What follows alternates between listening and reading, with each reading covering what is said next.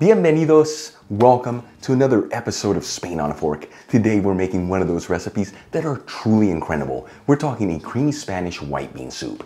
Now the beauty of this soup is that you can serve it chilled on a hot summer's day or even warm on a cold winter's day. Either way, the flavors and textures are mind-blowing good and it is so easy to make, folks. This is another one of those recipes that are made with simple everyday ingredients and it's going to fill your body with so much goodness. Let's begin by grabbing a jar of white beans, which is the same thing as the canned ones, adding them into a colander, and rinsing them under some cold running water. Now the size of this jar is 570 grams, which is 400 grams once it's strained, which is 20 ounces or 2 cups of cooked white beans.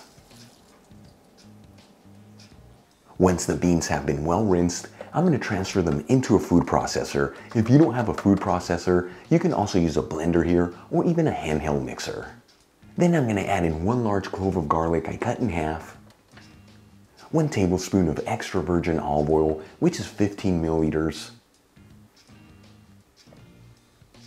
half a tablespoon of sherry vinegar, which is 8 milliliters. You can also use white wine vinegar or even red wine vinegar in this recipe. And we'll season everything with sea salt and freshly cracked black pepper. Then I'm going to place a lid on the food processor and run it on a low speed until all the ingredients are well mixed.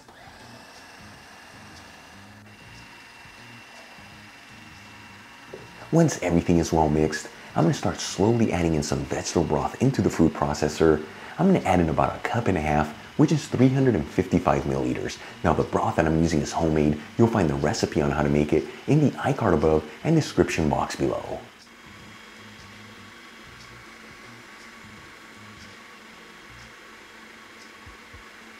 Once all the broth has been added, I'm going to turn off the food processor.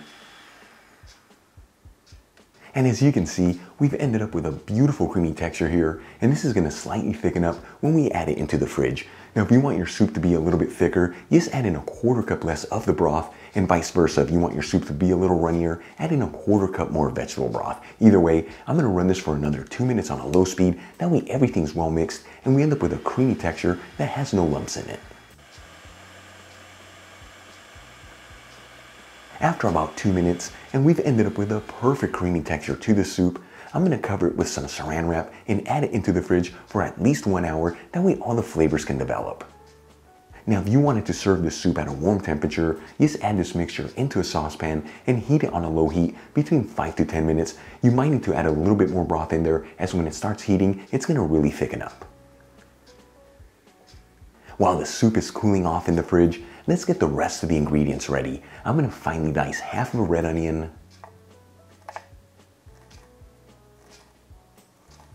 roughly chop half of a green bell pepper, cut a couple cherry tomatoes in half, and finely chop a handful of fresh parsley. After leaving our soup to cool off for about 1 hour and all the flavors have developed, I'm going to remove it from the fridge. And as you can see, by cooling down that soup, we ended up with a beautiful creamy texture. I'm going to transfer some of the soup into a shallow bowl.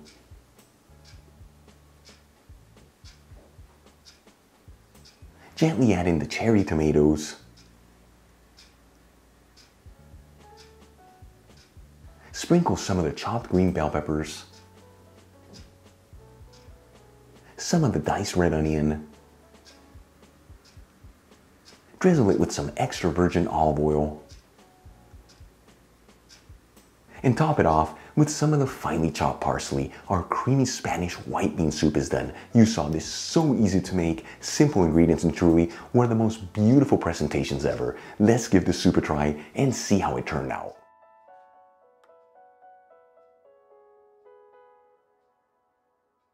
Seriously, look how beautiful this turned out. Here we go.